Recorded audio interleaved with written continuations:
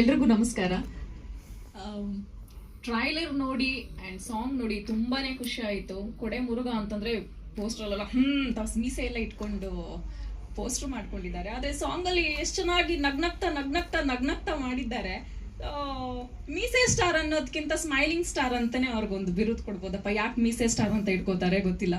And jokes part ತುಂಬ ಚೆನ್ನಾಗಿ ಮಾಡಿದ್ದಾರೆ. ಆ್ಯಂಡ್ ಮುರುಘಾ ಅವ್ರು ಇಷ್ಟು ಚೆನ್ನಾಗಿ ಮಾಡ್ತಾರೆ ಅಂತ ನಾನು ಅನ್ಕೊಂಡಿರ್ಲಿಲ್ಲ. ಸೀರಿಯಲಲ್ಲಿ ನೋಡೋದು ಬೇರೆ, ಬಟ್ ಅವ್ರದ್ದು ಪ್ರೀವಿಯಸ್ ಮೂವಿ ನಾನು ನೋಡಿರಲಿಲ್ಲ.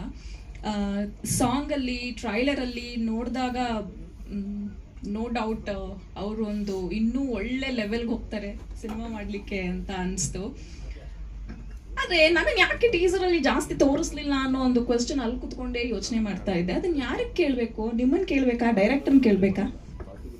ಇಲ್ಲ, ನನ್ನನ್ನೇ ಕೇಳಬೇಕು. ಯಾಕಂದ್ರೆ ನೆಕ್ಸ್ಟ್ ಇನ್ನೊಂದು ಟೀಸರ್ ಅದ್ರಲ್ಲಿ ಬರ್ತೀರಾ. ಇದು ಫಸ್ಟ್ ಮಾಡಿ ಟೀಸರ್, ಇದು ಟೆನ್ಷನ್ ತೊಗೊಂಡ್ಬೇಡಿ. ನೀವು ಹೋಗಿ ಥಿಯೇಟ್ರಲ್ಲಿ ಜನ ನೋಡಲಿ ಅಂತ ಹೇಳ್ಬಿಟ್ಟು ನಾನು ಟೀಸರಲ್ಲಿ ಹಾಕಿಲ್ಲ ಅಷ್ಟೇ.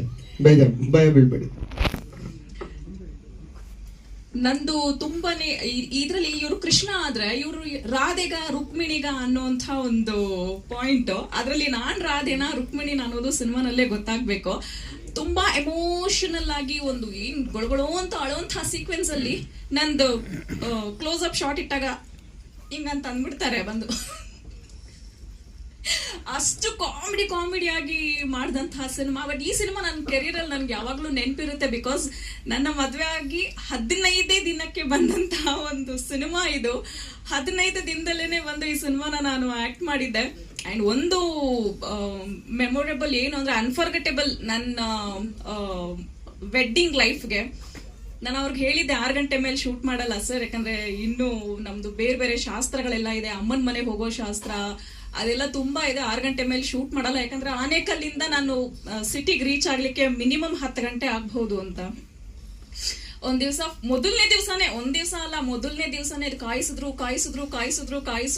7-8 ಗಂಟೆ ಆದ್ರೂ ನಂದು ಶಾರ್ಟೇ ತೆಗ್ದಿರ್ಲಿಲ್ಲ. ನನ್ಗೆ ಮನೆಯಿಂದ ಫೋನ್ ಮೇಲೆ ಫೋನ್ ಬರ್ತಾ ಇತ್ತು. ಯಾವ ರೀತಿ ಅಂತಂದ್ರೆ ನಾನು ಅವತ್ತು ಶೂಟ್ ಬಿಟ್ಟೆ ಹೋಗ್ಬಿಟ್ಟಿದ್ದೆ ಮನೆಗೆ. ಬಿಕಾಸ್ ಇನ್ನು ನನ್ನ ವೈವಾಹಿಕ ಜೀವನ ಇನ್ನೂ ಹೊಸ್ತು. ನನ್ನ ಗಂಡಂಗೆ ಏನ್ ಹೇಳ್ಬೇಕು, ಅವರೊಂದಷ್ಟು ಫೋನ್ ಮಾಡ್ತಾ ಇದ್ರು. ಯಾವ ತರ ಏನಾಗೋಗುತ್ತೆ ಅನ್ನೋದು ಗೊತ್ತಿಲ್ಲದೆ ನನ್ನ ಲೈಫಲ್ಲಿ ನನ್ನ ಸಿನಿಮಾ ಜರ್ನಿನಲ್ಲಿ ಫಸ್ಟ್ ಟೈಮ್ ಒಂದು ಸಿನಿಮಾಯಿಂದ ನಾನು ಶೂಟಿಂಗು ಬೇಡ ಏನು ಬೇಡ ಅಂತ ಹೋದಂತ ಸಿನಿಮಾ ಇದು.